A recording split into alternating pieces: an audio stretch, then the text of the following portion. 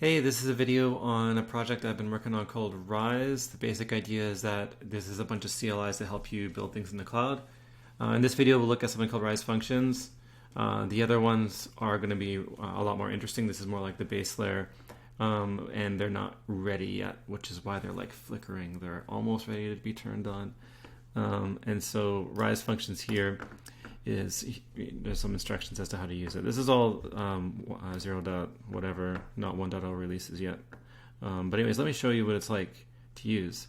So I got a project here. I'm going to do Rise functions generate, and we'll get something generated for us. So first of all, it's a rise.js file. The type, which is functions, because there's going to be many kinds of things, and the name of my project. So normally when you're deploying Lambda functions, if you're doing serverless framework or SAM framework, like there's a bunch of YAML, this purpose of this is to like get rid of that, and it's just JavaScript. So if you go to functions, the file name is what your function is going to be called, and then here it is. So you just export a handler, and where's the config? It's in the config.js file, and so right now we just have URL true. So if I go ahead and just deploy this, so Rise functions deploy. Actually, let's give it a helpful name. So I'll just give it like my demo. Okay, let's go ahead and deploy that. Okay, so that deployed in 1:30. I was deploying CloudFormation. We got this URL, which is coming from this config here, Lambda URLs. So let's go ahead and check that out. Great, hello from Rise Functions. So that's cool. And there's a lot more you can do in your config. So let's go ahead and do generate DB. And so what this is going to do is create a database folder.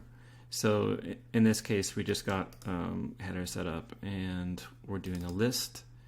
And this is just a bunch of DynamoDB helper functions. This is just generated for you. You can do whatever you want in this file. In the config, this is the interesting part.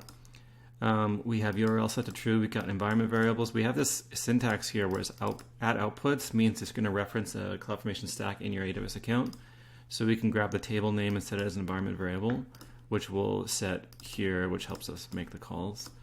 And then we can set permissions. And again, with the resource, we're referencing a output from some stack. So I'm going to update this to example 2020 infra dev, because I deployed the stack previously with a DynamoDB table.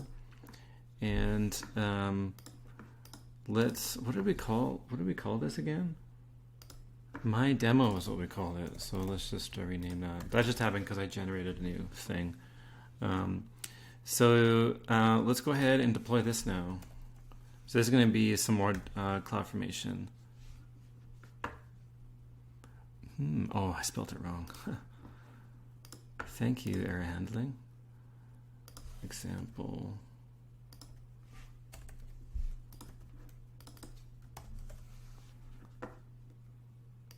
Here's a quick look on what it looks like when it's like deploying the CloudFormation resources. It gives you a sense of the progress. Okay, so that deployed, and we got DB example because that's what our folder name is called. So that's what the Lambda function is called. Let's go ahead and hit that URL. It's just listing a bunch of things from a DynamoDB table. And once like the CloudFormation is deployed, it's pretty fast to update. So for example, I could just like update this to ID 300 or something. And then if I go ahead and deploy that, this is just like zipping up code and updating a Lambda function. So that took 3 seconds. So, and then in this case, we can see the update. So it's quite fast. Anyways, so this is the basics. This is just a easy way to deploy functions into Lambda, and you're just writing JavaScript, which is nice. And you got access to permissions, accessing outputs, environment variables. We can also set up like a event bridge, trigger, and so on. Or rule, I guess is what it's called. But anyways, yeah, this is the starting point In the future, we're going to talk about more interesting scenarios, which is going to be building on top of like this foundational layer. Because right now, Rise Functions is pretty similar to what's out there in terms of other serverless frameworks. These are going to be more use case driven versus like config driven. So yeah, when these are ready, I'll make another video.